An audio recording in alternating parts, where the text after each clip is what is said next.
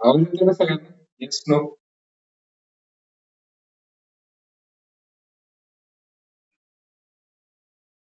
आवाज येतोय?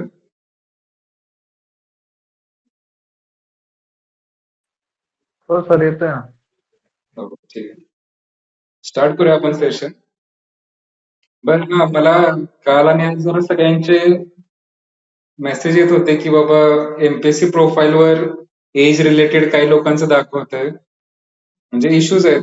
Not eligible for the post असं येतंय. काही जणांचं म्हणजे चेस्टचा क्रायटेरिया मुलांसाठी हाईट आणि चेस्ट आहे. काही जणांचा एजचा क्रायटेरिया काहीतरी आहे. काही जणांचं हँडिकॅप क्रायटेरियामध्ये काहीतरी दाखवतंय. सो हे बघा, मी जे काल शेअर केले तुम्हाला नंबर टेक्निकल सपोर्टचे, आधी स्वतः प्रोफाईल मध्ये काही एरर आहे का चेक करायचं. त्यानंतर काय तुम्हाला वाटलं की एरर नाहीये तरी पण चुकीचं दाखवतंय काहीतरी, सो त्यासाठी काय करायचं, मग टेक्निकल सपोर्टला तिथं फोन करायचा आणि तुम्ही सांगितलं तर ते रिझॉल्व्ह करतात त्यांच्या साईडनं.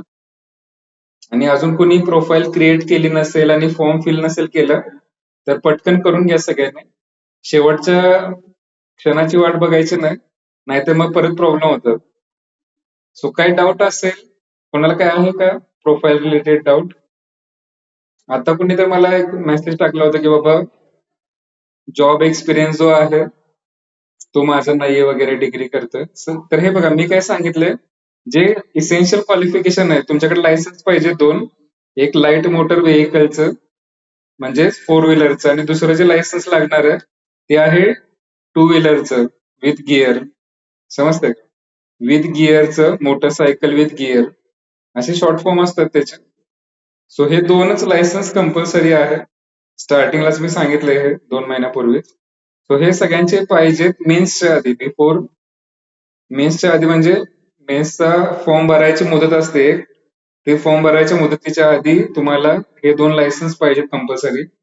आणि तुमचं डिप्लोमाचं जे काही मार्कशीट वगैरे आहे, मार्कशीट आहे आता सगळ्यांचं, सर्टिफिकेट वगैरे काय गरजेचं नसतं एवढं, ते नंतर तुम्ही अपलोड करू शकता. बाकी कास्ट रिलेटेड तुमचे जे डॉक्युमेंट्स आहेत सगळ्यांनी फिल करा, नाहीतर कास्ट काही नसेल तर मग तुम्हाला फायदा नाही भेटणार तुमच्या कॅटेगरीचा. मग तुम्ही ओपन जनरल मधून कॉम्पिट करणार की ज्याचं मेरिट सगळ्यात हाय लागतं. असंही ओबीसी, एससी, बीसी, बाकी कास्ट प्रिलिमचं मेरिट सेमच लागतं सगळ्यांचं जवळपास. फिमेल कॅन्डिडेट किंवा ईडब्ल्यूएस मध्ये खूप थोडंसं व्हेरिएशन येतं, बाकी तसा खूप जास्त फरक नाहीये. ओके, सो स्टार्ट करूया. आणि हे बघा, आता काय झालं, पाऊस जरा जास्त पडतोय सगळीकडेच, सो थोडासा इंटरनेटचा इश्यू आहे. सो जर तसं मला वाटलं काय, तर मी काय करत जाईन, सकाळी जसं शेअर केलं लेक्चर तसं मी रेकॉर्ड करून शेअर करेन. आता ते ऍक्च्युली शेअर करताना प्रॉब्लेम काय होतोय, ती फाईल साईज खूप मोठी होती जरा, 300 MB 500 MB. सो मग तसं इश्यू येत असेल डाउनलोडिंगचा, तुमचं इंटरनेटचं संपत असेल, तर मग मी युट्यूबवर शेअर करेन आणि त्याची लिंक शेअर करेन, म्हणजे तुमचा डेटा जो आहे मोबाईलचा तो वाचेल त्यासाठी. सो हे बघू आपण, जर इंटरनेटचा इश्यू येत राहिला, कारण आता सध्या पाऊस कमी आहे, पण पाऊस वाढला की लाईट किंवा थोडंसं नेटचं फ्लक्च्युएशन येतं. सो आवाज आवाज जरी येत नसेल मध्ये आली तरी सांगा फक्त. आता येतो ना आवाज सगळ्यांना? Yes no? Yes sir. So हे बघा, कालचे आपण बघितलं ना, आणि मी आता जसं मला वेळ मिळेल ना, छोटे छोटे जे 5-5 मिनिटाचे पण व्हिडिओ शेअर करेन. जसं की हे बघा, नद्यांवर क्वेश्चन 2 येतात. एक तर फिक्स येतो क्वेश्चन, मागच्या वेळेस 2 आले होते. सो आता जसं की या नद्या आहेत कोकणातल्या नद्या, तर तुमच्यापैकी कोण कोकण साईडचा असेल तर त्यानं कधी तर ऐकलं असेल नदींबद्दल या. पण बऱ्यापैकी लोकांना या नद्या माहित नसतात. त्याचं रिझन काय आहे की एकदम छोट्या नद्या असतात या. सह्याद्रीची जी पर्वतरांग आहे ही, याच्यात खूप जास्त पाऊस पडतो. मी जसं सांगितलं की ढग जे आहेत पावसाचे ते इकडून येतात अरबी समुद्राकडून, आणि इथं सह्याद्रीची उंच पर्वतरांग असल्यामुळं सगळा पाऊस इथं पडतो आणि परत या नद्या उताराच्या दिशेने इकडे उलट्या जातात. म्हणजे या पश्चिमेकडे वाहणाऱ्या नद्या आहेत छोट्या छोट्या. फक्त नावं लक्षात ठेवा, आणि याच्यावर प्रिव्हियस इयर मध्ये क्वेश्चन काय विचारलंय तर नॉर्थ टू साऊथ म्हणजे वरून खालीपर्यंत सिक्वेन्स जो आहे तो लक्षात ठेवायचा यांचा. सगळ्यात वरती जे आहे पालघर, आता हे जिल्हे तुम्ही आता थोडंफार माहित झालं असेल, आपण सकाळच्या सेशन मध्ये सांगितलंय मी. पालघर, त्यानंतर इथं मुंबईचे आहेत, इथं ठाणे आहे, इथं मुंबई उपनगर, मुंबई शहर, त्याच्या खाली रायगड जिल्हा, रत्नागिरी आणि सगळ्यात शेवटचा सिंधुदुर्ग आहे इकडे. समजते? सो नावं फक्त आता हे बघा, लगेच पहिल्या दिवशी पाठ करायची गरज नाही, रोज थोडं थोडं बघितलं. पालघर मधल्या कोणत्या नद्या आहेत 2, जेणेकरून एक्झाम 3 महिन्यांना आहे तुमची, तोपर्यंत जरी सिक्वेन्स थोडासा लक्षात राहिला. दमणगंगा ही सगळ्यात वरची नदी आहे, सो टॉप आणि बॉटमचं तरी लक्षात ठेवायचं. दमणगंगा सगळ्यात वरती आहे आणि सगळ्यात खाली हे बघा, ही तेरेखोल नदी आहे इथं, तेरेखोल. ठीक आहे, सो ही सगळ्यात बॉटमची आहे महाराष्ट्रातली. त्याच्यामध्ये मग आता सूर्या काही एवढी महत्वाची नदी नाही. वैतरणा, आता वैतरणा वगैरे इकडे पण आहेत नद्या गोदावरी साईडला. एकाच नावाच्या 2-3 नद्या सुद्धा असू शकतात. त्यानंतर तानसा नदी आहे, भातसा, उल्हास नदी आहे. उल्हास नदी फेमस आहे ही थोडीशी. तानसा, भातसा पण नाव लक्षात ठेवा. जसं पुण्यामध्ये मुळा, मुठा नद्या आहेत. त्यानंतर पाताळगंगा, कुंडलिका, सावित्री, जोग नदी, जगबुडी नदी. आता मी सांगितलं होतं लास्ट टाइम, नाव जगबुडी आहे असं. खूप जास्त प्रवाह असतो बेसिकली या नद्यांना, कारण शॉर्ट ड्युरेशन मध्ये खूप जास्त पाणी येतं. जसं तुम्ही ओढ्याला वगैरे आता पाणी येतं पावसाळ्यात खूप जास्त, किंवा रस्ते वगैरे जसे ओव्हरफ्लो होतं, तसं असतं या नद्यांचं. म्हणजे शॉर्ट ड्युरेशन साठी असतात, 2 ते 3 महिनेच नद्या या वाहतात, बाकी काळ कोरड्या असतात, पण खूप जास्त पाणी फ्लो होतं यामध्ये. त्यानंतर वशिष्ठी नदी आहे, शास्त्री नदी आहे, भाव नदी, काजबी, मुचकुंद, वाघोटणे, देवगड. आता देवगडचा हापूस आंबा वगैरे माहित असेल. त्यानंतर मग सगळ्यात शेवटची तेरेखोल. सो यातली म्हणजे वशिष्ठी नदी लक्षात ठेवा, तेरेखोल आणि सगळ्यात वरची दमणगंगा लक्षात ठेवा. त्यासाठी एखादा क्वेश्चन आला अवघड कॅटेगरीचा, हा अवघड कॅटेगरीमध्ये म्हणणार आपण क्वेश्चन, कारण या नद्या ज्या आहेत त्या जास्त परिचयाच्या नसतात आपल्या. फक्त याचा सिक्वेन्स लक्षात ठेवा, बाकी काहीच घ्यायचं नाही डोक्यात. वरती कोणती आणि खाली कोणती नदी फ्लो होते एवढंच फक्त लक्षात ठेवायचं. त्यानंतर आता सगळ्यात महाराष्ट्रातील सगळ्यात इम्पॉर्टंट जी नदी आहे ती गोदावरी नदी आहे, लक्षात ठेवा. गोदावरी नदीलाच दक्षिण गंगा म्हणलं जातं. गंगा नदी जी आहे, जी बाबा उत्तराखंडमध्ये उगम पावते आणि उत्तर प्रदेश, बिहार आणि बऱ्यापैकी नॉर्थ इंडियाचा जो रिजन आहे ते पण बघणार होतो आपण, गंगा नदी कुठून वाहते वगैरे. सो दक्षिण साईडचा जो आहे भारताच्या, गोदावरीला दक्षिण गंगा म्हणलं जातं, कारण ही पण खूप मोठी नदी आहे दक्षिण भारतातली, सेंट्रल आणि दक्षिण भारतातली. उगम कुठं पावतो लक्षात घ्या, गोदावरीचा उगम जो आहे तो नाशिक जिल्ह्यात त्र्यंबकेश्वर, जे 12 ज्योतिर्लिंगांपैकी आहे त्र्यंबकेश्वर, तिथे ब्रह्मगिरी टेकडीवर. सो त्र्यंबकेश्वर लक्षात ठेवलं तरी चालेल. नाशिकमध्ये हे विचारतात, लक्षात घ्या सेंटेन्स, कुठं उगम पावला, किंवा जोड्या लावामध्ये विचारतात नद्यांची नाव आणि उगम क्षेत्र. सो त्र्यंबकेश्वर जो आहे नाशिकमध्ये, तिथं उगम पावते. लांबी किती आहे बघा, पूर्ण भारतात बघायचं झालं तर 1465, आणि महाराष्ट्रात ती जी आहे 668. म्हणजे महाराष्ट्रातून बऱ्यापैकी वाहते नदी आणि पुढं मग पुढच्या राज्यात ती जाते. आणि खोरे जे आहे 50% ऑलमोस्ट महाराष्ट्रात आहे. भारतातील दुसऱ्या क्रमांकाची नदी, आता दुसऱ्या क्रमांकाची म्हणजे काय, गंगा नदी जी आहे त्याचा फ्लो जास्त आहे खूप, आणि त्यानंतर सिंधू नदीवरती आहे इंडस, ब्रह्मपुत्रा पण आहे, पण त्या बऱ्यापैकी, आता सिंधू नदी जी आहे ती पाकिस्तानात जाते लगेच, आणि ब्रह्मपुत्रा जी नदी आहे ती पूर्ण तिबेट फिरून भारतात येते. सो त्यामुळे ही जी नदी आहे ती, तसं बघायला गेलं तर बऱ्यापैकी भारतातच आहे पूर्ण ही नदी, त्यामुळे ही दुसऱ्या क्रमांकाची नदी मानली जाते. त्याचा एरिया आणि पाण्याचं क्षेत्र फक्त. आता इथून स्टार्ट करू समजा आपण. आता या नद्यांचं विशेष काय विचारलं जातं माहिती का, डाव्या बाजूनं आणि उजवी बाजू जी आहे, उजवी बाजू, डाव्या बाजूनं आणि उजव्या बाजूनं उपनद्या ज्या मिळतात, म्हणजे मुख्य नदीला जी साईडनं नदी येऊन मिळते अशी. आता डावी उजवी कसं लक्षात ठेवायचं, नदी कुठं चालली बघायचं, त्या दिशेला तुमचं फेस ठेवायचं, आणि मग तुमचा उजवा हात म्हणजे उजवी बाजू आणि डावा हात म्हणजे डावी बाजू. म्हणजे नदी इकडे चालली आहे पूर्व दिशेला, तर ही जी आहे ती उजवी बाजू आहे ही, आणि वरची जी असणार ती डावी बाजू असणार.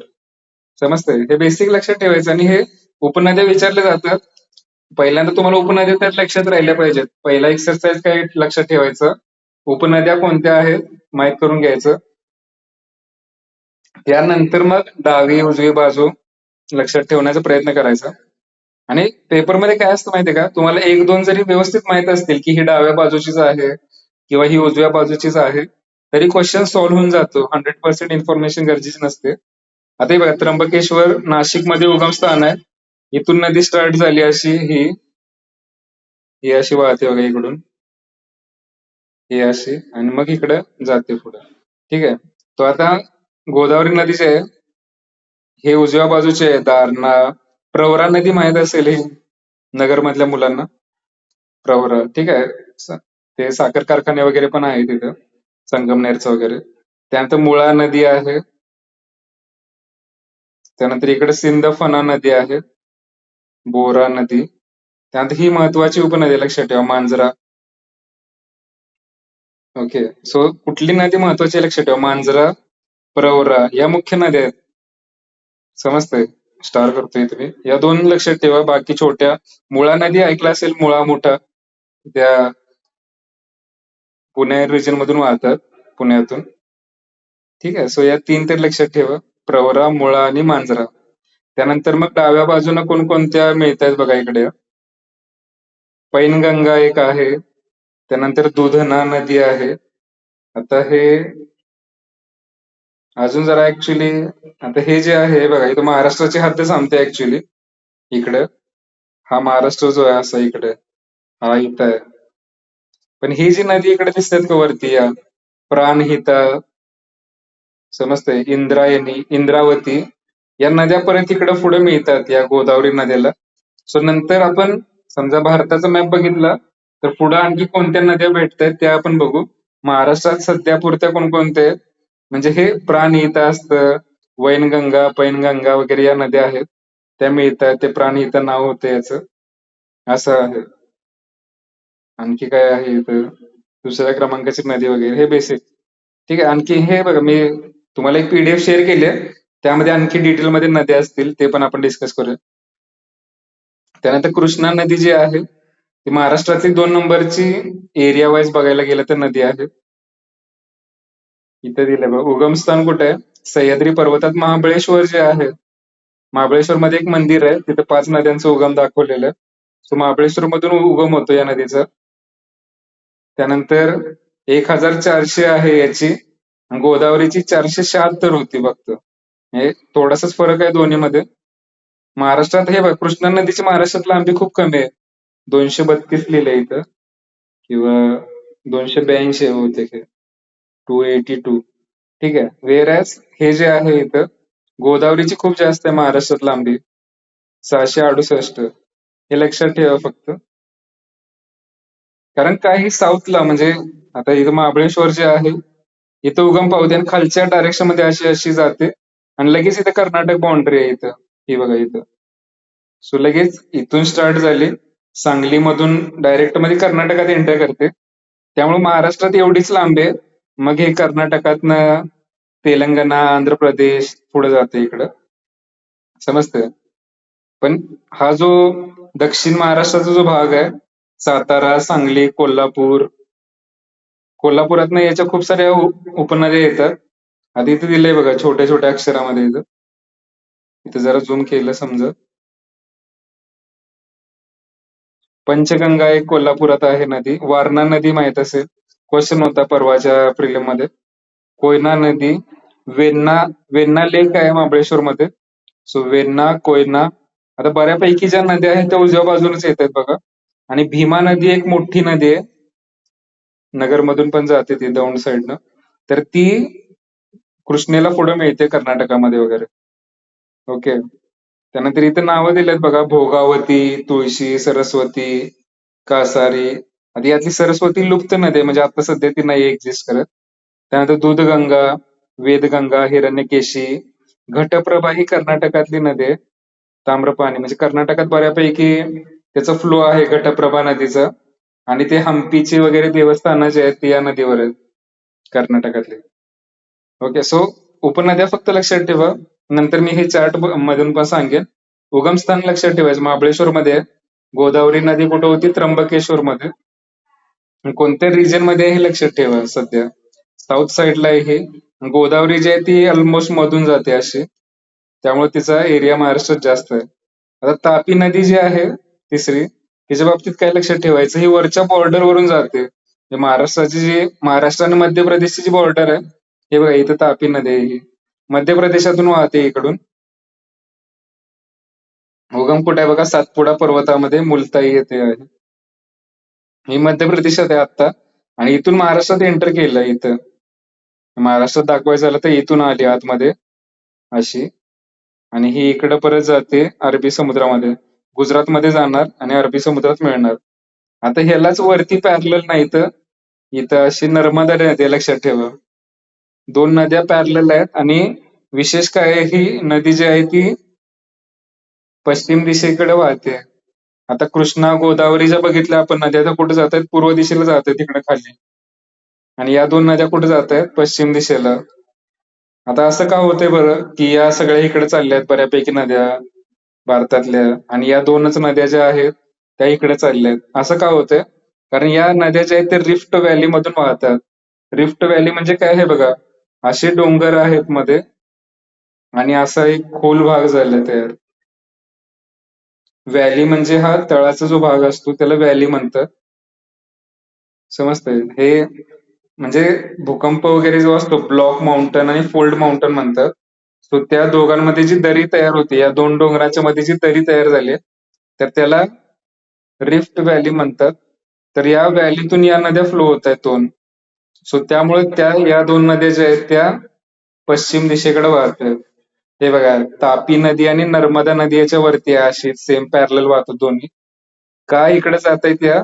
कारण या नद्या ज्या आहेत त्या रिफ्ट व्हॅली मधून वाहतात. रिफ्ट व्हॅली म्हणजे डोंगर उंच गेल्यामुळे त्याच्यामध्ये खोलगट भाग तयार होतो, त्याला रिफ्ट व्हॅली म्हणजे दरी म्हणतात थोडक्यात. तर ती दरी क्रिएट झाल्यामुळे त्याचा डायरेक्शन जे आहे त्या दरीची ती इकडच्या साईडला आहे, पूर्वेकडून पश्चिमेकडे. त्यामुळे या दोनच नद्या इकडे वाहतात, ज्या मोठ्या नद्या आहेत त्या. बाकी इथं छोट्या नद्या बघितल्या आपण कोकणातल्या, त्या काही एवढ्या मोठ्या नाहीये. आता तापी नदी जी आहे याची लांबी बघा किती आहे? 200, महाराष्ट्रात 208 आहे फक्त, आणि एकूण लांबी किती आहे? 724 आहे. समजते? म्हणजे गोदावरी नदी जी आहे त्याच्या हाफ लांबी आहे तिची. गोदावरीची 1465 होती, याची 724 आहे. तो लांबी बघायला गेलं टोटल तर त्याच्या हाफ आहे. महाराष्ट्रात पण कमी आहे, 208च आहे. आता याच्या बाबतीत काय लक्षात ठेवायचं, की बाबा नॉर्थ बाउंड्री तयार करते. म्हणजे जर नद्या दिल्या तुम्हाला 4, 1, 2, 3, 4, तापी नदी दिली, त्यानंतर गोदावरी, त्यानंतर भीमा नदी दिली, भीमा आणि कृष्णा, या 4 नद्या उत्तरेकडून दक्षिणेकडे लावा म्हणलं तर तुम्हाला आठवलं पाहिजे की वरून तापी नदी सर्वात वरती वाहते, त्याच्या खाली गोदावरी, त्यानंतर भीमा आणि त्यानंतर कृष्णा.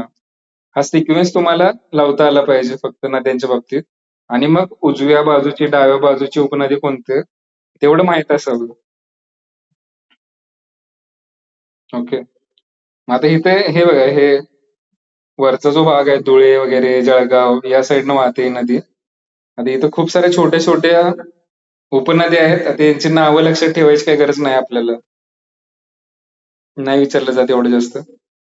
इथे जी माहिती दिली की बाबा मध्य प्रदेशातल्या बैतूल जे पर्वत आहे पूर्व नेमाड या जिल्ह्यातून वाहत, आता बैतूलच्या पर्वतरांगा पण आहेत तिथे, ठीक आहे, वरती जळगाव जिल्ह्यात प्रवेश करते, नंतर धुळे जिल्ह्यातून बाहेर पडून परत गुजरातमधील सुरत जिल्ह्यातून वाहते.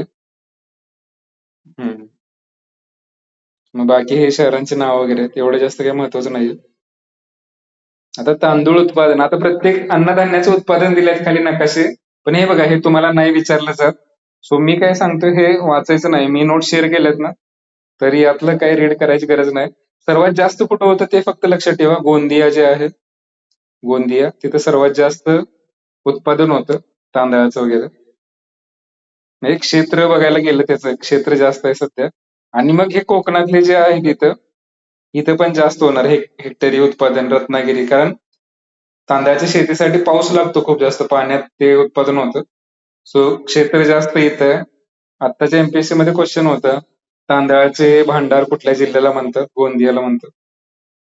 ठीक आहे. सो हे कुठला टॉपचा जिल्हा आहे फक्त लक्षात ठेवायचं थोडंसं. ज्वारी म्हणलं की सोलापूर आठवलं पाहिजे तुम्हाला नाव. सोलापुरात आता ज्वारी, बाजरी हे जी पिकं आहेत ना, यांना पाऊस कमी लागतो लक्षात ठेवा. सो कमी पावसाच्या क्षेत्रात हे उगवलं जातं जास्त. तो कुठे आहे कमी पाऊस? सोलापूर बऱ्यापैकी दुष्काळी भाग आहे. त्यानंतर इकडे बघा हे लातूर असेल, बीड साईड म्हणजे बऱ्यापैकी भागात हे पीक घेतलं जातं. कारण का पावसाचं प्रमाण कमी असलं तरी चालतं. तरी हेक्टरी क्षेत्र जे आहे ते. त्यानंतर आंबा उत्पादनात कुठले असणार? हे इकडचे जे आहेत, रत्नागिरी, हापूस आंबा वगैरे सगळ्यांना माहित असेल रत्नागिरी आणि देवगडचं. सो हे काय विचारलं जात नाही एवढं. सो एवढं काय टेन्शन घ्यायची गरज नाही.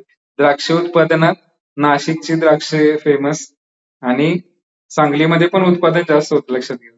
द्राक्ष वाईन्स वगैरे इथं तयार केले जातात. प्रोडक्शन वगैरे खूप जास्त. सो इथं दिलंय खाली पहिले 3 जिल्हे नाशिक, सांगली आणि सोलापूर. सो नाशिक, सांगली आणि इथं सोलापूर आहे. फक्त एवढेच लक्षात ठेवायचे बाकी काही जास्त गरजेचं नाही. आता ऊस उत्पादनात जिथं पावसाचं प्रमाण थोडंसं जास्त आहे. आता दर हेक्टरी उत्पादन किलोग्रॅम मध्ये इकडे दिलंय कुठलं आहे आणि क्षेत्र कुठलं जास्त आहे वगैरे हे इकडे दिलंय. आणि बऱ्यापैकी म्हणजे जिथं पाऊस वगैरे जास्त आहे नगरमध्ये आता साखर कारखाने वगैरे बऱ्यापैकी आहेत. सातारा, सांगली हा पश्चिम महाराष्ट्राचा जो भाग आहे तिथं बऱ्यापैकी कारखाने आणि ऊस वगैरे प्रोडक्शन होतं. पाऊस आता कापूस जो आहे या पिकाला पाऊस जास्त लागत नाही. खरीप पीक आहे. आता हे नाही गरजेचं सो नका यात वेळ नको घालवायला आपण. हे फक्त टॉपचा एखादा जिल्हा सर्वात जास्त जसं दिलंय इथं कडधान्य वगैरे ते फक्त लक्षात ठेवा. अन्नधान्य वगैरे काही गरजेचं नाहीये. आता हे कुठल्या टाईपचं अरण्य आहे वगैरे काही गरजेचं नाहीये. वनक्षेत्राचं लक्षात ठेवा म्हणजे फॉरेस्ट एरिया जो आहे जंगल बेसिकली कुठल्या जिल्ह्यात जास्त आहे? कुठं जास्त आहे बघा सर्वात जास्त जे आहे, गडचिरोली. इथे छत्तीसगडची बाउंड्री वगैरे आहे. सो इथं पूर्ण जास्त जंगल आणि नक्षलवादी एरिया जो म्हणतो आपण. ठीक आहे. तर हे आहे गडचिरोलीमध्ये सर्वात जास्त वनक्षेत्र आहे. सो टॉपचे 3 लक्षात ठेवा. इथं नावं दिली असतील. गडचिरोली, त्यानंतर ठाणे, पालघर जिल्ह्यात इथं बघा हा आदिवासी जिल्हा जो आहे पालघर, तिथं वनक्षेत्र जास्त आहे बऱ्यापैकी. सगळ्यात जास्त रँक 1 गडचिरोली, त्यानंतर पालघर. आता ठाणे, पालघर एकत्र दिलंय हे, कारण ती आकडेवारी जी होती तेव्हा 12-13ची जी आकडेवारी आहे त्यानुसार ठाणे, पालघर एकच होता जिल्हा आधी ठाणे. नंतर पालघर सेपरेट झालं. आणि अमरावती जो आहे इथं, अमरावती त्याच्या खालोखाल हे बघा चंद्रपूर आहे. समजतंय?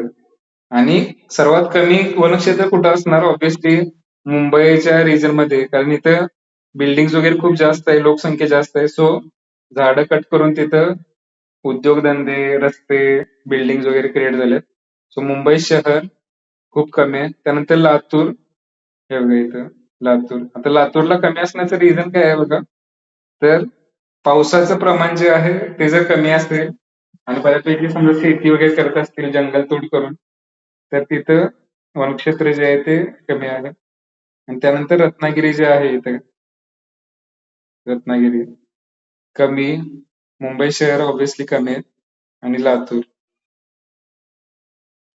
ओके. हे पक्षी निरीक्षण स्थळे काही महत्वाचं नाही. सो तुम्ही पण लक्षात ठेवा नाहीतर उगाच पक्षी निरीक्षण वगैरे वाचत बसायचं नाही, याच्यात काही विचारलं जात नाही. त्यानंतर हे काय अतिप्राचीन ऐतिहासिक स्थळे विचारली जात नाही. अष्टविनायक नाही विचारलं जात. हे नॉट नेसेसरी. लेणी वगैरे नाही विचारली जात. हे 12 ज्योतिर्लिंग वगैरे दिलेत, नॉट नेसेसरी. राष्ट्रीय उद्यान म्हणजे नॅशनल पार्क. नॅशनल पार्क म्हणजे काय असतं माहितीये का? जिथं जंगल आहे आणि सरकारने त्या जंगलाला प्रोटेक्टेड केलेलं आहे, तर त्या ठिकाणी बेसिकली नॅशनल पार्क वगैरे राष्ट्रीय उद्यान हे जिथं बाबा तुम्ही जास्त शेती वगैरे करू शकत नाही त्या कोर एरियामध्ये प्राणी वगैरे जिथं आहे प्राण्यांना संरक्षण दिलं जातं. समजतंय? सो नॅशनल पार्क वगैरे जे आहे ते जोड्या लावामध्ये वगैरे विचारतात. सो आता हे बघा मुंबईमध्ये उपनगर जे आहे सबअर्बन तिथं संजय गांधी नॅशनल पार्क आहे. बऱ्यापैकी फेमस आणि जुना आहे. ओके. सो 1981 मध्ये स्थापन झालेलं जुनं आहे खूप हे, ठीक आहे. त्यानंतर अमरावतीमध्ये मेळघाट जे आहे, गोगामल, बाबा आमटे वगैरे तुम्ही नाव ऐकलं असेल. सो हे जे आहे जैवविविधतेचे भांडार म्हणून ओळखले जाते. लक्षात ठेवायचं फक्त कुठं आहे. म्हणजे मेळघाट नाव ऐकलं तुम्ही किंवा गोगामल हे नाव ऐकलं तर अमरावती आठवलं पाहिजे. एवढं जरी असेल तुम्हाला नॉलेज तर ठीक आहे. आणि खूप जुनं आहे बघा, 1974. त्यानंतर जवाहरलाल नेहरू वगैरे हे आहेत. आणि इथंच हे बघा, मध्य प्रदेशच्या बॉर्डरवर इथंच पेंच म्हणून एक आहे. इथं जे आहे असं पेंच, हे पण नॅशनल पार्क आहे मोठं. थोडा महाराष्ट्रात आहे आणि बऱ्यापैकी मध्य प्रदेशमध्ये आहे. इथं वरती मध्य प्रदेश आहे. या मॅप मध्ये दिलेलं नाही इथे. सो पेंच राष्ट्रीय उद्यान जे आहे ते महाराष्ट्र आणि मध्य प्रदेशच्या बॉर्डरवर आहे. आपण जेव्हा इंडियातले नॅशनल पार्क बघू तेव्हा कव्हर करूया हे. त्यानंतर हे बघा, नवेगाव नागझिरा म्हणून व्याघ्र प्रकल्प पण आहे. म्हणजे वाघांना संरक्षण दिलं जातं हे गोंदिया जिल्ह्यात. सो फक्त लक्षात काय ठेवायचंय बघा, एक्झाम मध्ये क्वेश्चन काय येतो की कोणतं नॅशनल पार्क कोणत्या जिल्ह्यात आहे. तर गोगामल मेळघाटचं जे ते अमरावतीमध्ये, पंडित जवाहरलाल नेहरू जे नॅशनल पार्क आहे ते नागपूरमध्ये आहे. त्यानंतर गोंदियामध्ये नवेगाव नागझिरा आहे. आणि ताडोबा व्याघ्र प्रकल्प सगळ्यात फेमस आहे. म्हणजे तुम्ही वाघ वगैरे महाराष्ट्रात कुठे भेटेल तुम्हाला बघायला असं विचार केला तर ताडोबा अंधारी म्हणून जे नॅशनल पार्क आहे तिथं. आणि महाराष्ट्रातले सर्वात पहिले राष्ट्रीय उद्यान आहे. व्याघ्र प्रकल्पासाठी फेमस आहे हे. आणि खाली इथं सांगलीमध्ये चांदोली जे आहे, चांदोलीचं धरण पण आहे, जसं कोयनेला डॅम आहे तसं. तर तिथं 2004 मध्ये नॅशनल पार्क म्हणजे तिथला जो वाईल्ड लाईफ एरिया होता तिथं नॅशनल पार्क वगैरे क्रिएट केलंय. आणि याचा जे एरिया आहे तो सातारा, सांगली, कोल्हापूर आणि सीमेवर आहे, बॉर्डरवर आहे इथं. आणि थोडा थोडा भाग बाकी जिल्ह्यांचा पण येतो, पण बऱ्यापैकी सांगलीचा भाग आहे. सातारचा थोडा असेल, इकडे रत्नागिरीचा आहे थोडा, कोल्हापूरचा थोडासा आहे इथं, आणि सांगली जिल्ह्याचा बऱ्यापैकी. सो हे जोड्या लावामध्ये विचारतात, लक्षात घ्या की चांदोली जे नॅशनल पार्क आहे तर तो कोणत्या जिल्ह्यात आहे, नवेगाव कोणत्या जिल्ह्यात आहे, मेळघाटचा कोणत्या जिल्ह्यात प्रकल्प आहे, ताडोबा अंधारीचा कोणत्या जिल्ह्यात आहे. सो हे मॅच द पेअर साठी लक्षात ठेवा. पक्षी अभयारण्य नॉट सो हे नाशिक, हे जे आहे ना नांदूर मधमेश्वर, हे खूप फेमस आहे. आणि रामसर साईट पण आहे ही. रामसर साईट काय असते ते नंतर सांगेन मी. बेसिकली पाणी वगैरे जिथं साठतं तलावासारखा जो एरिया आहे आणि जिथं जैवविविधता खूप जास्त आहे अशा याला रामसर साईट म्हणतात. तर ते हे नांदूर मधमेश्वर फेमस आहे त्याच्यासाठी. आणि धातू वगैरे आता इथं एक्झॅक्ट लोकेशन दिले नाही. मी शेअर केली होती एक तुम्हाला इमेज की ज्यामध्ये प्रत्येक जिल्ह्यामध्ये कुठलं खनिज मिळतं कोणत्या लोकेशनला ते आहे ऑलरेडी पीडीएफ. जसं की गडचिरोलीमध्ये इथं सुरजागड म्हणून आहे, तिथं आयरनच्या माइन्स आहेत, लोह खनिज वगैरे. सो हे रफली दिलेलं आहे तुम्हाला. हे जे पूर्वेकडील जे जिल्हे आहेत तिथे खनिज खूप जास्त प्रमाणात आढळतात. सो एक्झाम मध्ये ह्यांची नावं लक्षात ठेवा. आणि इथं इथं बॉक्स मध्ये दिलंय, पण याच्यापेक्षा मी ग्रुपवर जी शेअर केली एमएस त्यामध्ये सगळी खनिज जी आहेत ती कव्हर आहे. सो ते आता हे धातू म्हणजे नॉन मेटॅलिक मिनरल्स काही गरजेचं नाहीये. औष्णिक विद्युत केंद्र हे थर्मल पॉवर प्लांट जे आहेत, मेकॅनिकल मध्ये तुम्ही शब्द ऐकला असेल थर्मल पॉवर प्लांट, कोळसा जाळून जिथे वीज तयार केली जाते. नाशिक मधला एक लहरे फेमस आहे खूप जास्त थर्मल पॉवर प्लांट.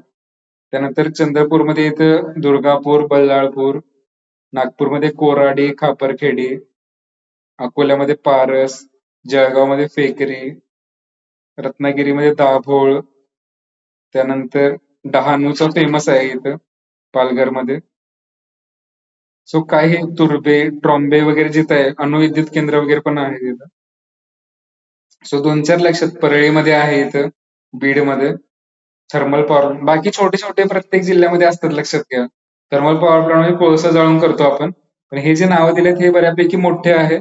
सो जोड्या लावामध्ये जर तुम्हाला विचारलं तर थोडंसं ऐकल्यागत असावं. आता तुम्ही मेकॅनिकल इंजिनियर आहात, थर्मल पॉवर प्लांट वगैरे तुम्हाला असतं शिकण्यामध्ये.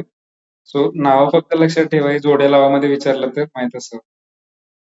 आता जलविद्युत प्रकल्प म्हणजे काय? हायड्रो इलेक्ट्रिक पॉवर प्लांट, पाण्यापासून वीज निर्मिती. सगळ्यात फेमस जे आहे ते इथं कोयना जे आहे सातारा जिल्ह्यामध्ये, कोयना नदीवर Koyna hydro electric power plant, तो फेमस आहे. इथं नाव इथं पण दिलं होतं, कोयना जलविद्युत केंद्रास अर्वाचीन महाराष्ट्राची भाग्यरेषा. अर्वाचीन म्हणजे नवीन महाराष्ट्र जो आहे, भाग्यरेषा का म्हणलं जातं? वीज प्रोडक्शन जास्त होतं तिथं खूप, आणि त्यामुळे इकडचा जो रिजन आहे सातारा, कराड, हा साईडचा जो रिजन आहे तिथे इलेक्ट्रिसिटीचा मेन सोर्स आहे हा. समजतं? बाकी मग पुण्यातलं पवना डॅम वगैरे, पानशेत डॅम, डॅमच आहेत बेसिकली, आणि त्याच्यावर धरण बांधलं की वीज तयार करता येते. राधानगरी कोल्हापूरमध्ये, तिल्लारी, धोम धरण, ही नाव लक्षात ठेवा धरणाची पण, कृष्णा नदीवर आहे धोम धरण. उजनी आहे सोलापूरमध्ये. बाकी मग जायकवाडी डॅम फेमस आहे, खूप मोठा आहे गोदावरीवर. भंडारदरा, जर गेला असाल तुम्ही कधी भंडारदऱ्याला, तिथं पण छोटासा हायड्रो इलेक्ट्रिक पॉवर प्लांट आहे. सो फक्त ही नावं माहित असू द्या डॅमची वगैरे. आता पवन ऊर्जा म्हणजे विंड एनर्जीचं, पुन्हा तेच एवढं जास्त इम्पॉर्टंट नाही. पण सातारामध्ये हा वनकुसडी जो आहे तो मोठा विंडचा पॉवर प्लांट आहे. त्यानंतर तिसंगी, ढालगाव सांगलीमध्ये, इथं जामसंडे सिंधुदुर्गमध्ये, म्हणजे जोड्या लावामध्ये विचारलं तुम्हाला साक्री कुठं आहे बाबा धुळ्यामध्ये, हे 4-5च आहे, ती नावं जास्त नाही, सो माहित असू द्या. हातमाग म्हणजे हँडमिल वगैरे जे आहेत, ताग उद्योग नाही आता गरजेचं एवढं. पेट्रोकेमिकल पण गरजेचं नाहीये, कापड गिरण्या गरजेचं नाहीये, साखर पण गरजेचं नाहीये, विमानतळ नॉट सो इम्पॉर्टंट. सो हे बघा, म्हणजे मी जे सांगतोय आता, हे बघा, हे नाही वाचायचं तुम्हाला, कारण हे विचारलं जात नाही एक्झाम मध्ये. हे नाही, हे सगळ्या प्रकारचे नकाशे दिले आहेत इथं पुस्तकातले, बट नॉट इम्पॉर्टंट. कारण वरती जे मी सांगितले त्या गोष्टी जरी केल्या तुम्ही तर मोर दॅन सफिशियंट आहेत ग्रुप सीच्या प्रिलिमसाठी. पवन ऊर्जामध्ये सातारा, सांगली फेमस आहे, लक्षात ठेवा. कारण तिथे डोंगर आहेत उंच, सो जास्त हाईट लागते विंड पॉवर प्लांट साठी.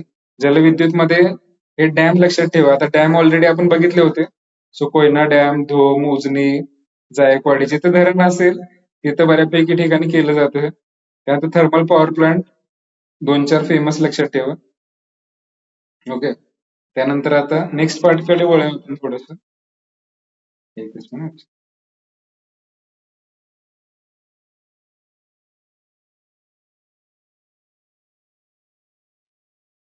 ओके, महाराष्ट्राचं भूगोल आणखी थोडस बघूया डिटेलमध्ये. आता हे जे आहे डोंगर रांगा जे आहे म्हणजे माउंटन रेंजेस, सगळ्यांना स्क्रीन विजिबल आहे का? Yes, no?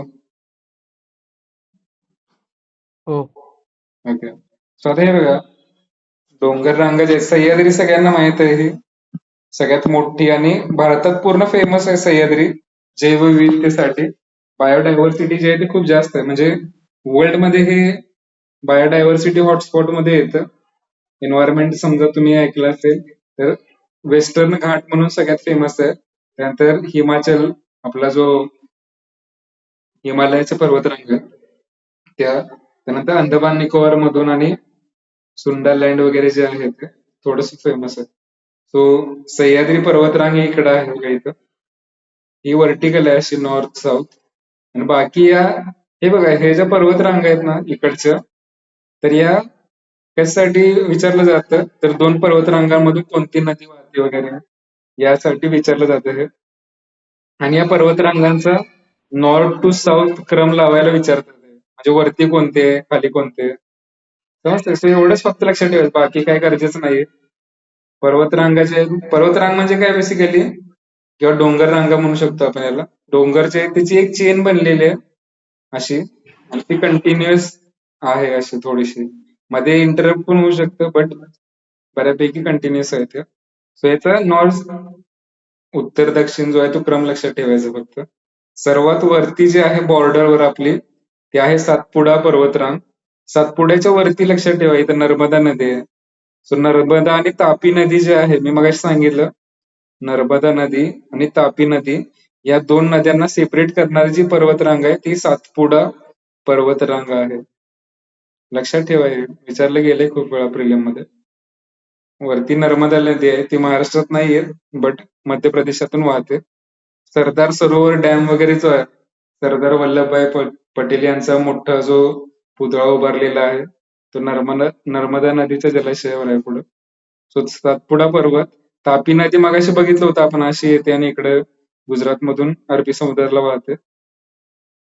त्यानंतर हे बघा, हा अजिंठा डोंगर जो आहे, त्यानंतर इकडे 7 माळा आहे, लक्षात ठेवा. वरती सातपुडा इकडे आहे, खाली इथं 7 माळा डोंगर आहे.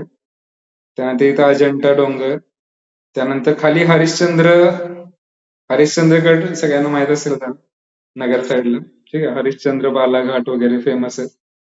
हरिश्चंद्र आणि त्याच्या पुढेच हे बघा, इथं बालाघाट आहे, डोंगर रांगा. त्यानंतर शंभू महादेव इकडे खाली आहे, सातारच्या साईडला शंभू महादेव. म्हणजे जर तुम्हाला सिक्वेन्स वरून खाली विचारला, सर्वात वरती सातपुडा 1 नंबर, त्यानंतर 2 नंबर अजंठा वेरूळ जे आहे आपलं, अजंठा वेरूळला जे संभाजीनगरमध्ये फेमस आहे. कृष्णेश्वर मंदिर आहे, कैलासनाथ मंदिर आहे, अजंठा वेरूळची लेणी जी म्हणतो आपण, तर ती अजंठा डोंगररांग जी आहे ती इकडे आहे. सो सातपुडा, अजंठा, इथं नाशिकच्या इथं 7 माळा आहे. त्याच्या खाली हरिश्चंद्रगड नगर साईडला. त्यानंतर इथं पुढे बालाघाट आहे इकडं. हे इथंही हरिश्चंद्रगड आहे, बालाघाट पुढे आहे इकडे. ठीक आहे. त्यानंतर शंभू महादेव खाली आहे, सगळ्यात लक्षात ठेवा. आता शंभू महादेव कुणाला 2 नद्यांना स्प्लिट करते, हे बघा. भीमा नदी जी आहे ती वरती आहे आणि कृष्णा नदी जी आहे ती खाली आहे. सो कृष्णा आणि भीमा नद्या जे आहेत त्याच्यामध्येही शंभू महादेव डोंगर रांग आहे. त्यानंतर भीमा नदी आणि गोदावरी नदी आहे बघा इथं ही. सो भीमा आणि गोदावरीच्या मध्ये या हरिश्चंद्र आणि बालाघाटच्या डोंगर रांगा आहेत. काय सांगते समजते का? हे बघा, असं ड्रॉ करायचं झालं, नदी आणि पर्वतरांग. सो आता वरती जे आहे सातपुडा जी वरती नर्मदा नदी आहे, असं फक्त लिहितो शॉर्ट मध्ये, नर्मदा. इथं सातपुडा आहे पर्वतरांग. त्यानंतर तापी नदी आहे. त्यानंतर हे जे अजंठा डोंगर आहे, सातमाळा अजंठा जे आहे ते पॅरलच जातं. आणि त्यानंतर मग गोदावरी नदी आहे इथं, गोदावरी.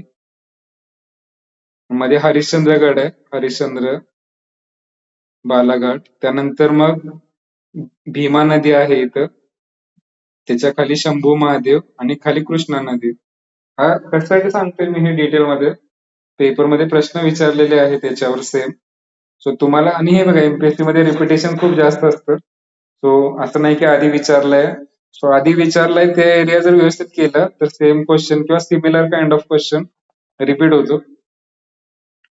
सो भीमा नदी मी मगाशी म्हणलं होतं तुम्हाला, तर ती इथं आहे बघा. भीमा नदी जी आहे पुढं कर्नाटकामध्ये वगैरे जाऊन कृष्णेला मिळते इथं. मांजरा नदी वगैरे बघितलं आपण, गोदावरीच्या उपनद्या आहेत. हा, वर्धा नदी इथं आहे, पैनगंगा इथं आहे. त्या पुढे जाऊन इकडं गोदावरीला मिळतात, वैनगंगा नदी. ठीक आहे.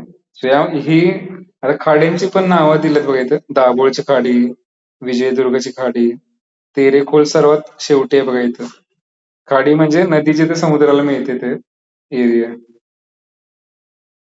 आता हे परत शिखर, घाट, पठार वगैरे दिले. तोरणमाळचे पठार, अस्तंबा डोंगर नंदुरबार मध्ये आहे, नंदुरबार.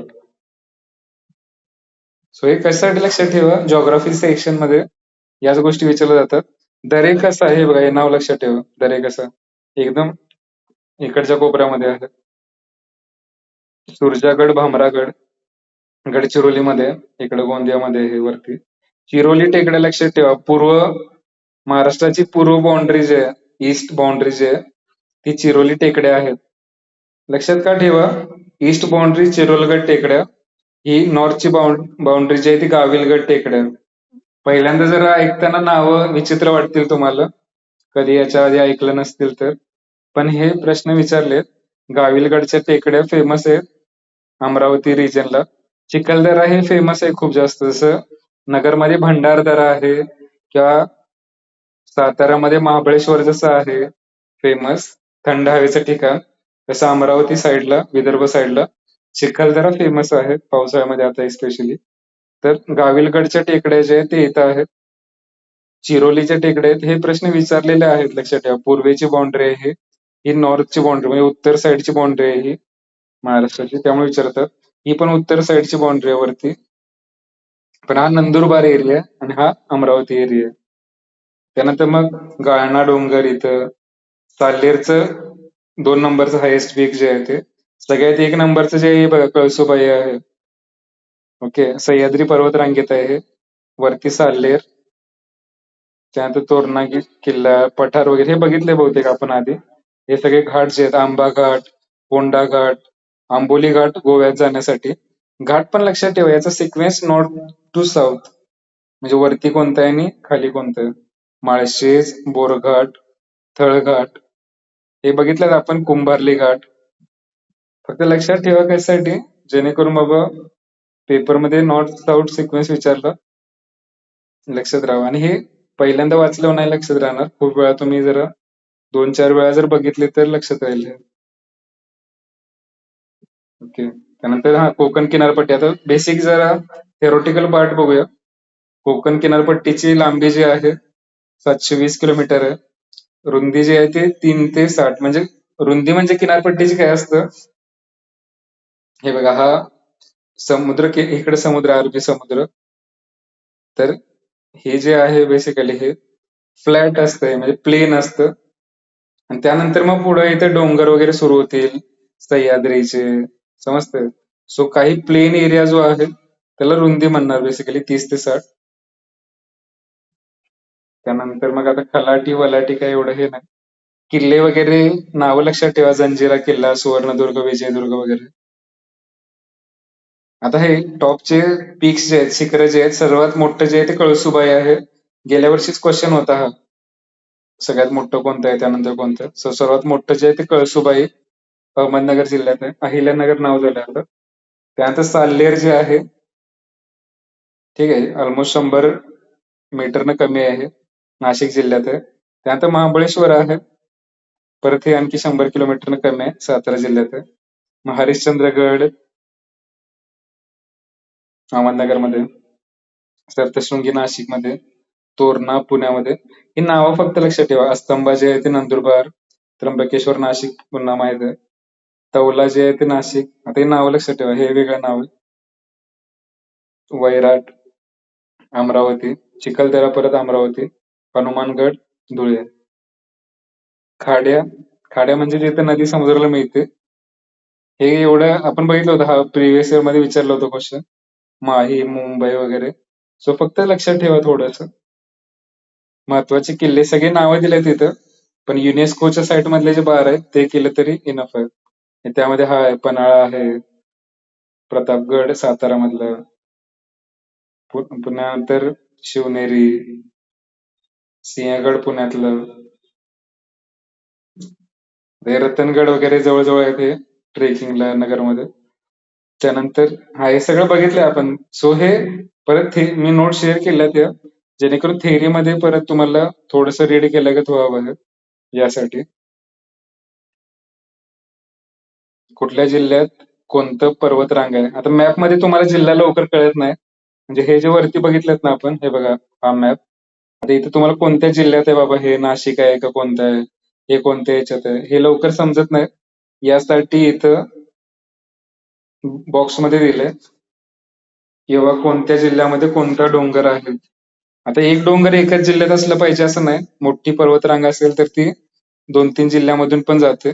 जसं की सह्याद्री जो आहे तो सगळ्या इकडच्या पश्चिम महाराष्ट्रातून जाणार. नाशिक, इथं पुणे, सातारा, सांगली, कोल्हापूर खाली जाणार. सो काही म्हणजे 1-2 फेमस फक्त लक्षात ठेवा, की सातारामध्ये आता हे महाबळेश्वर वगैरे आहेच. आणखी दुसरं काही पन्हाळा कोल्हापूरचं फेमस आहे. नंदुरबारचा तोरणमाळ, सातपुडा. सो हे थोडंसं लक्षात ठेवा, जोड्या लावायला जर विचारलं. आता हे नद्या वगैरे आता आपण बघितलं होतं ना, तर त्यांचं थेरोटिकल माहिती इथे दिली आहे. टोटल लांबी जी आहे ती 1465, महाराष्ट्रातली 768 आहे. कुठं आहे, कुठल्या क्षेत्रात आहे, मुख्य खोरे महाराष्ट्रात आहे. आता उजव्या बाजूच्या ज्या उपनद्या होत्या मी मगाशी जसं सांगितलं तसं प्रवरा नदी आहे फेमस, मुळा, सिंदफणा नदी आहे, त्यानंतर यातलं काय नाही, दुधना नदी आहे, त्यानंतर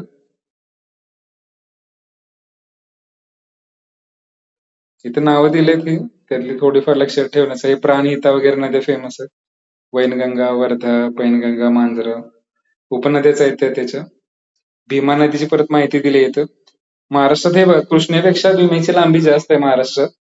तर कृष्णा नदी खाली साऊथला हे बघा, जरी भीमा नदी कृष्णा नदीची उपनदी असेल तरी महाराष्ट्रात भीमा नदीची जी लांबी आहे ती कृष्णा नदीच्या लांबीपेक्षा जास्त आहे. टोटल लांबी कमी आहे ही, कारण का ही परत कृष्णेला जाऊन मिळते, पण महाराष्ट्रात बऱ्यापैकी वरून भीमा नदी वाहते आणि कृष्णा नदी खालूनच जाते, अशी महाराष्ट्र बाउंड्री इथे संपते. समजते? सो भीमा नदी ही कृष्णेला जाऊन मिळते पुढं, दिला असेल इथे कुठतरी. पुणे, सोलापूर 2 जिल्हे, सातारा, खंडाळा वगैरे, नीराचा रिजन जो आहे तो, बीड, आष्टी, उस्मानाबाद ओके, हे सगळे रिजन दिलेत कुठून कुठून जाते. त्याच्या उजव्या बाजूच्या इंद्रायणी, भामा, मुळा, मोठा, पवना वगैरे एवढ्या नद्या फेमस नाही त्या. सीना नदी नगरमध्ये आहे, हे लक्षात ठेवा. कृष्णा नदी, परत त्याच्या कोयना, वारणा या उजव्या बाजूच्या ज्या उपनद्या आहेत, पंचगंगा, दूधगंगा, वेदगंगा, घटप्रभा मोठी आहे कर्नाटकातली. या काही एवढ्या मोठ्या नाही आहेत, सो नॉट नेसेसरी. आणि तापी नदीचं पण दिलेलं आहे माहिती. सो जे तुम्ही मॅप मध्ये बघितलं, कोणाला काही डाऊट असेल तर यासाठी हे डिटेल मध्ये दिले. इकडे परत नद्या दिल्या त्या कोकणातल्या नद्या, ज्या छोट्या छोट्या नद्या मगाशी बघितल्या आपण त्याची. आणि नर्मदा नदी महाराष्ट्रातून वाहत नाही, नंदुरबारच्या बाउंड्रीवरून जाते वरच्या बाजूनं. समजतं? थोडस आहे महाराष्ट्रात 54 किलोमीटर, म्हणजे नंदुरबार जो बॉर्डरचा एरिया आहे ना तिथं वरून अशी जाते थोडीशी. सो त्यामध्ये दिलं इथं.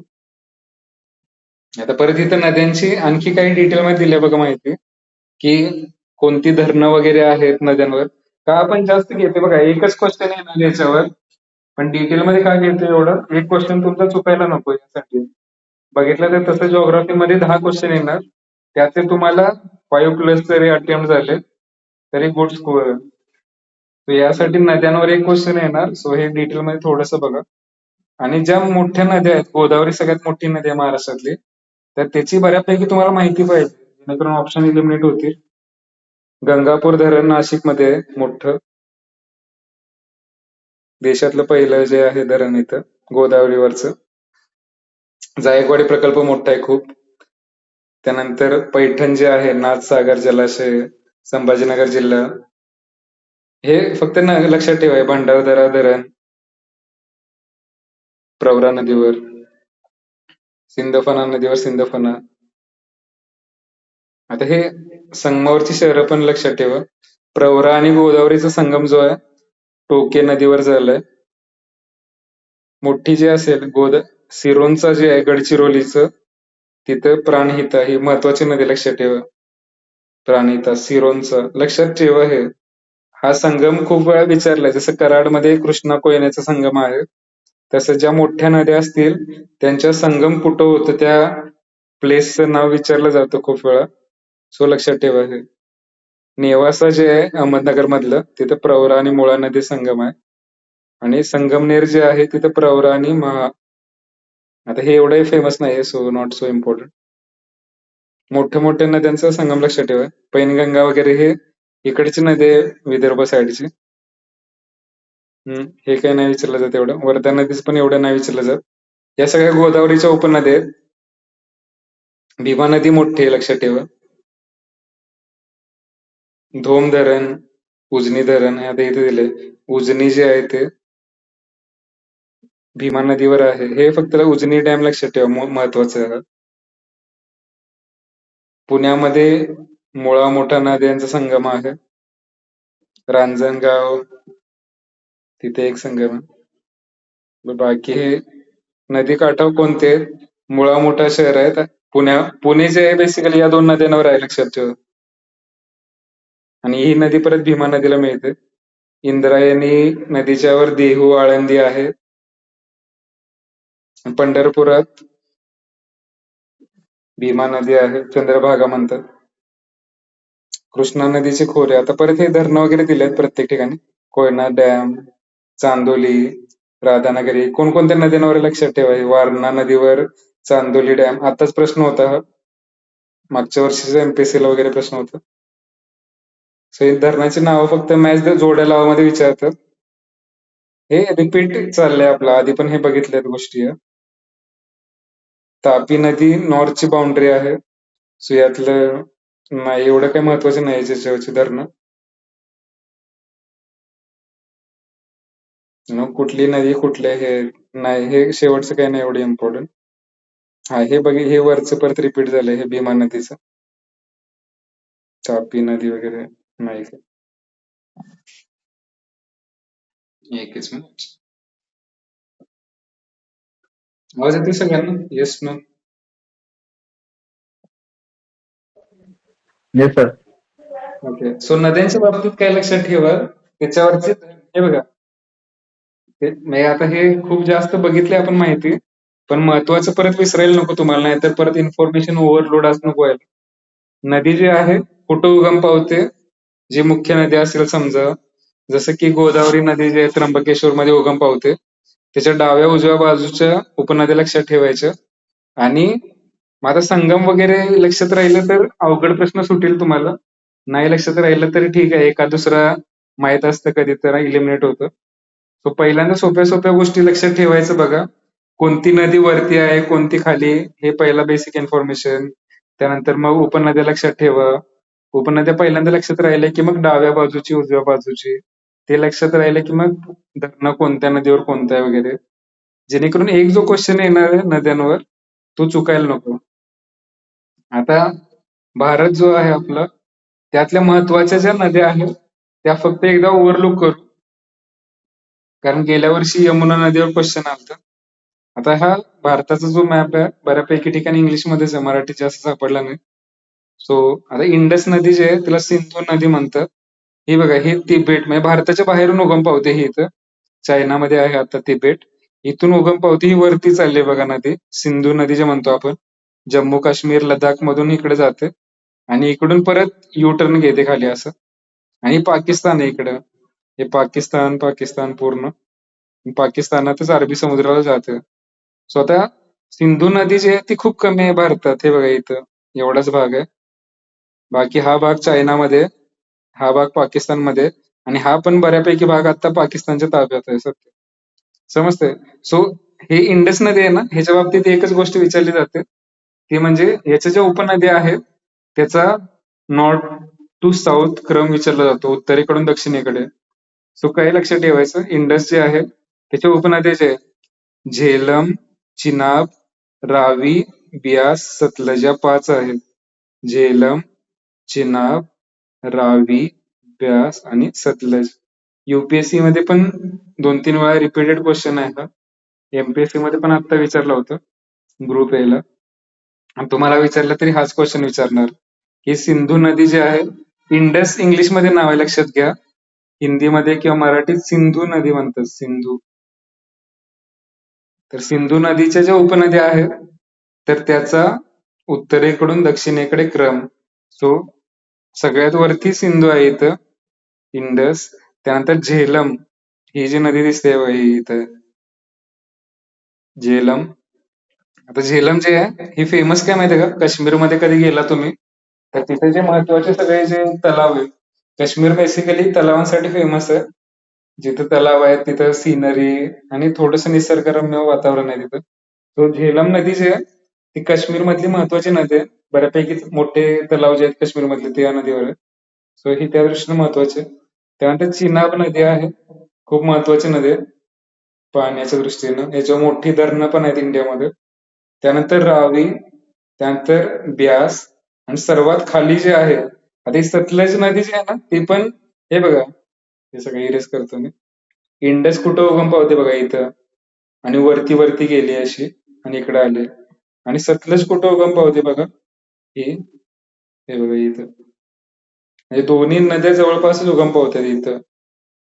पण ही एक नदी खाली जाते बघा अशी इकडं आणि एक नदी पूर्ण अशी वरती जाऊन परत येते. समजतंय? आणि हे कशामुळे होते आता हे? तर भारत जे आहे, ज्या टेक्टोनिक प्लेटवर आहे, ती वरच्या बाजूला चालली अजून पण.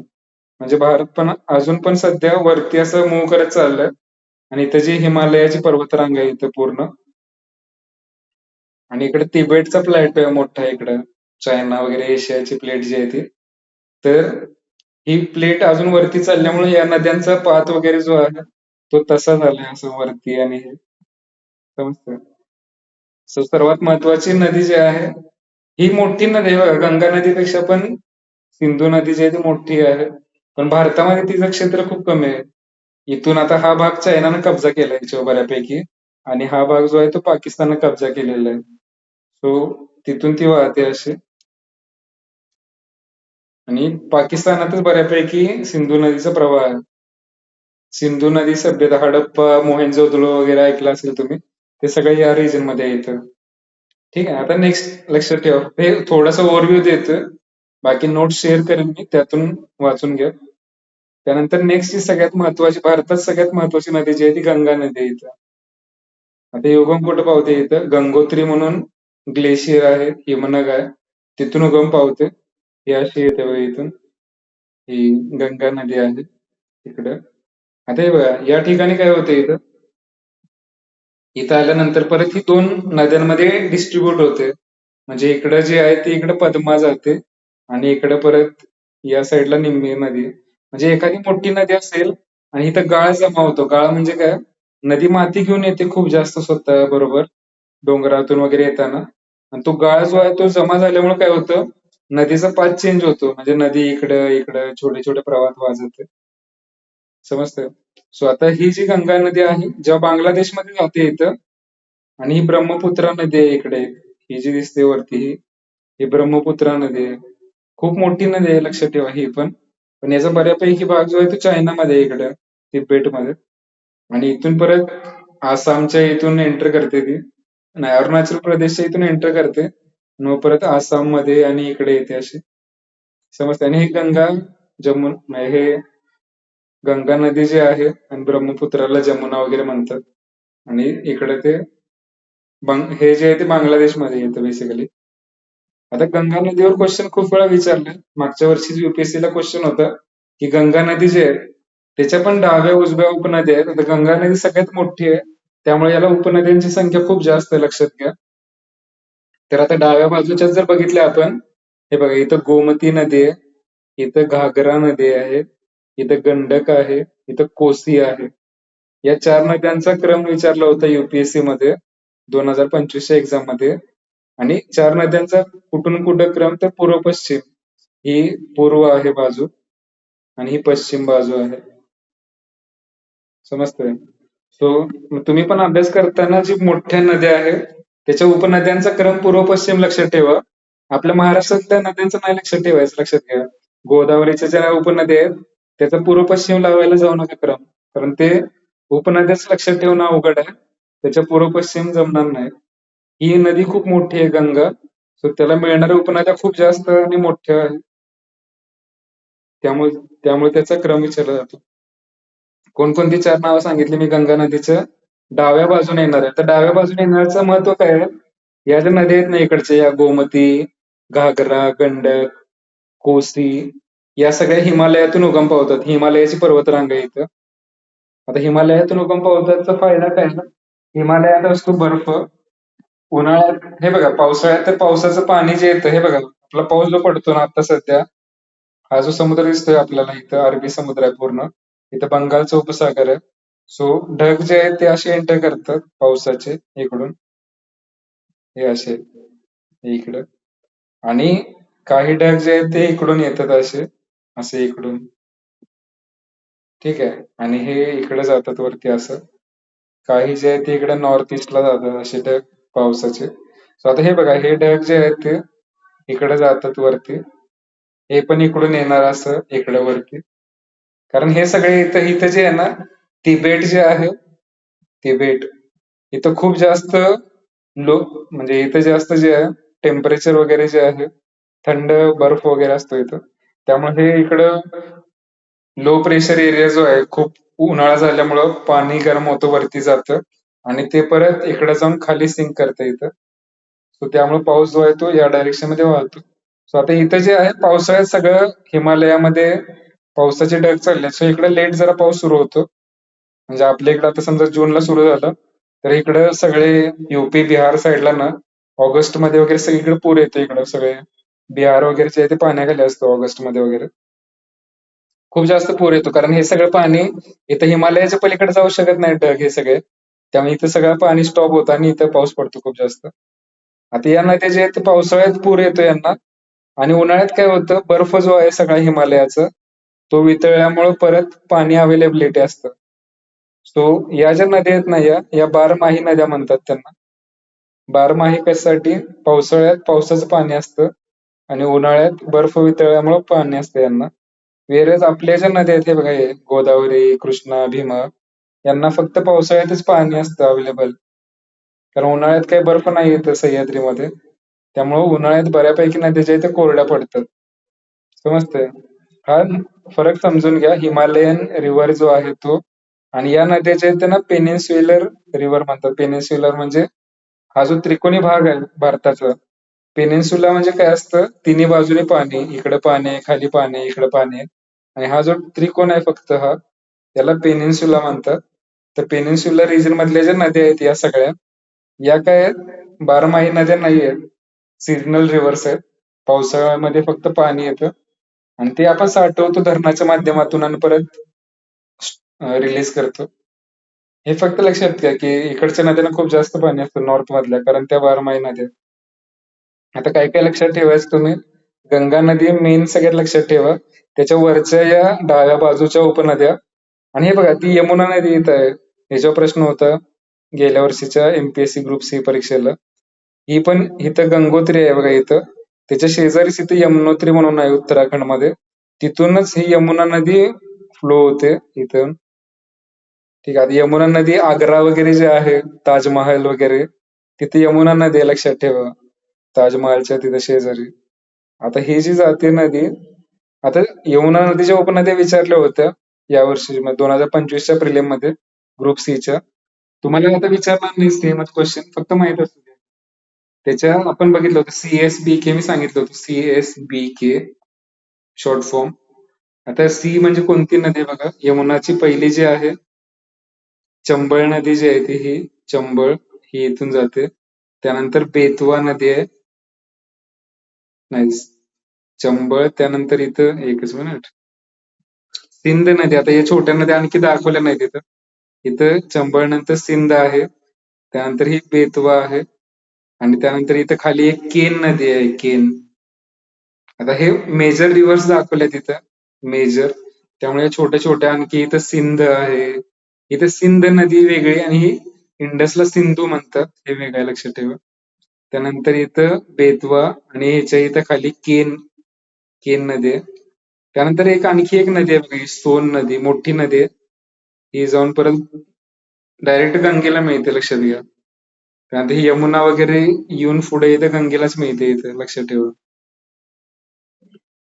समजतंय? आणि प्रयागराज वगैरे जे आहे, जिथं आता हे झालं होतं मोठं महाकुंभ वगैरे, तिथे या नद्या गंगा यमुना मिळतात. गंगा यमुना सरस्वती एक लुप्त नदी म्हणतात, ती पण इथे मिळते. ओके, सो हे हे विचारलाय प्रश्न ऑलरेडी. त्यानंतर एक लुनी नदी आहे बघा, नाव काय याचं, लुनी. आता याचं विशेष गोष्ट काय माहितीये का, ही अशी नदी आहे की जी कुठल्या समुद्राला मिळत नाही जाऊन. तर इथं राजस्थानचं वाळवंट आहे, इथं थारचं वाळवंट. या वाळवंटातच ही नदी येऊन संपते तिथंच. पाणी संपतं त्या नदीचं, समुद्राला जायचा प्रश्न नाही, वाळवंटातच लुप्त होते. आवाज येतोय सगळ्यांना? Yes, no?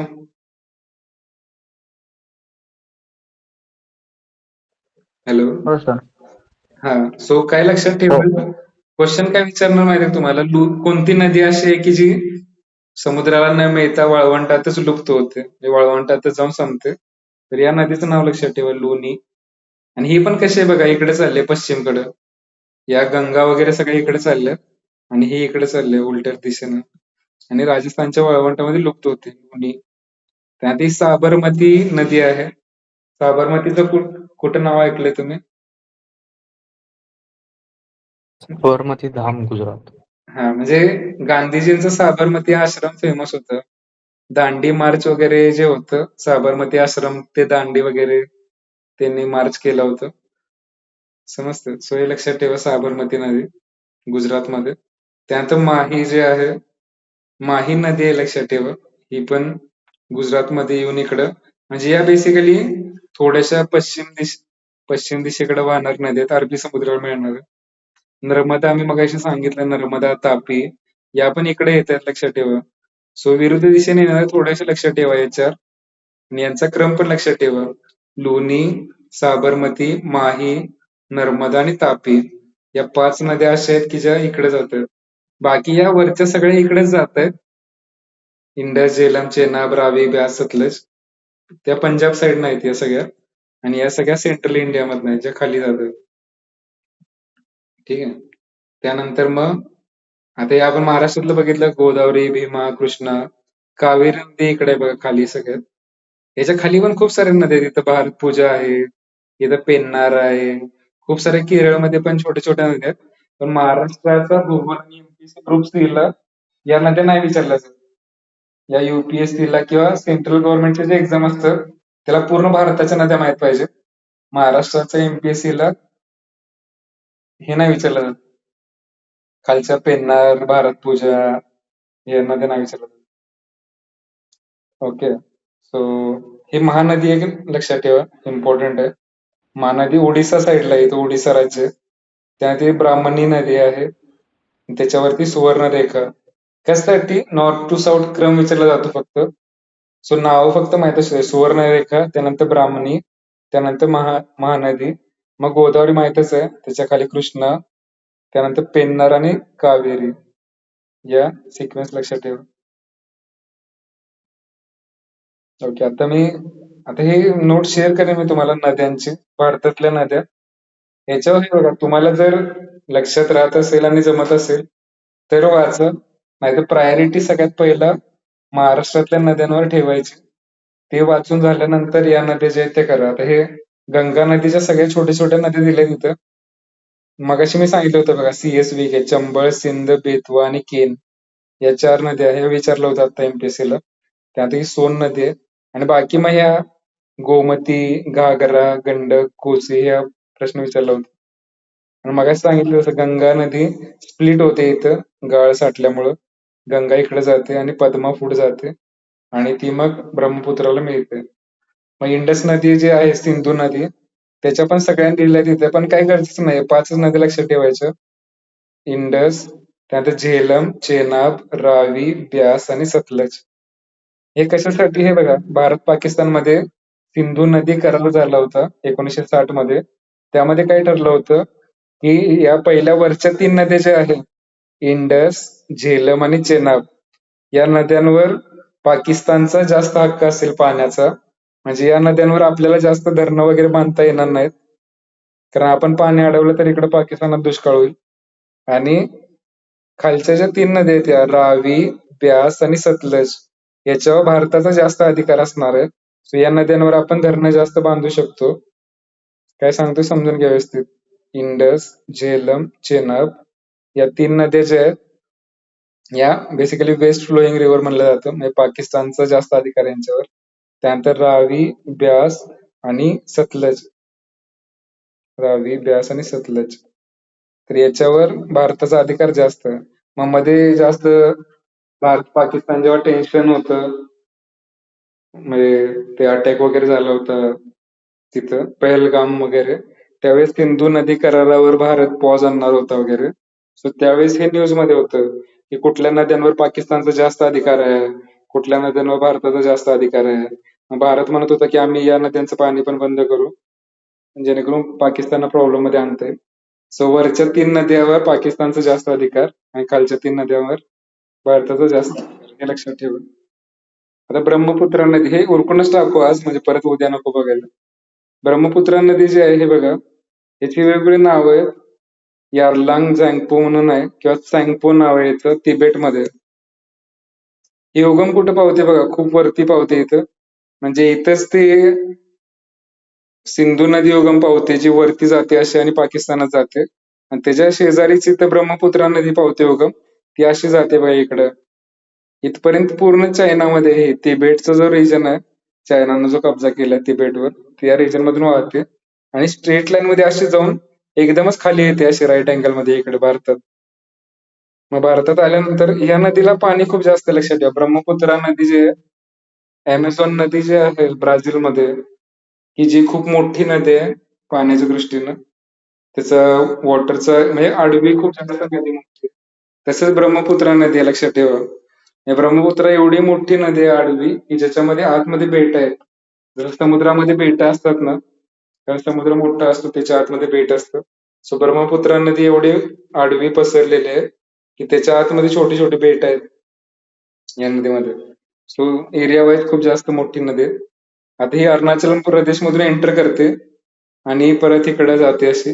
मग त्याच्या पण नद्या आहेत, उपनद्या. सुबनसिरी, तीस्टा, मानस वगैरे वरती आहेत. लोहित नदी आहे. जर तुम्हाला वेळ मिळाला तर मग नंतर हे वाचून घ्या. पण एवढं जास्त महत्वाचं नाही विचारलं जातं त्याच्यावर एमपीएससी मध्ये. यमुना नदीवर क्वेश्चन विचारलं होतं, सो ते पण मॅप शेअर केलं. नर्मदा नदी जी आहे, हे बघा ही नदी. अमरकंटकचा जो पर्वत आहे, अमरकंटक, तिथं उगम पावते आणि इकडे येऊन आता महाराष्ट्र इथं आहे बघा. महाराष्ट्राची इथून जाते जराशी नंदुरबार साईड म्हणजे बाउंड्रीवरनं जाते इथं. आणि खाली सातपुडा पर्वत वगैरे मगाशी बघितलं होतं आपण, सगळं गावेलगड टेकड्या वगैरे अमरावतीमध्ये. आता महानदी पण मी सांगितलं होतं वरती. हे नका करू काय, म्हणजे तुम्हाला विचारलं जाणार नाही. या मेजर रिव्हर्सचा जो मॅप आहे ना, इथं बघा ही महानदी आहे इथं ओडिसामध्ये. तेवढंच फक्त लक्षात राहिलं तर ठीक आहे, की यांचा सिक्वेन्स सुवर्णरेखा, ब्राह्मणी, महानदी वरून खाली विचारलं तर. पण तो पण खूप अवघड कॅटेगरीचा प्रश्न होईल. सो जमलं तर ठीक, नाही तर राहू द्या. बरं एवढ्याच आहेत भारतातल्या सगळ्या नद्या ज्या विचारल्या जाऊ शकतील एमपीएससी मध्ये, त्या कव्हर केल्या.